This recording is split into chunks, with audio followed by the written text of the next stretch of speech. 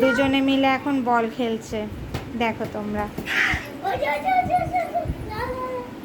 দুই ভাই বোন এখন বল খেলছে।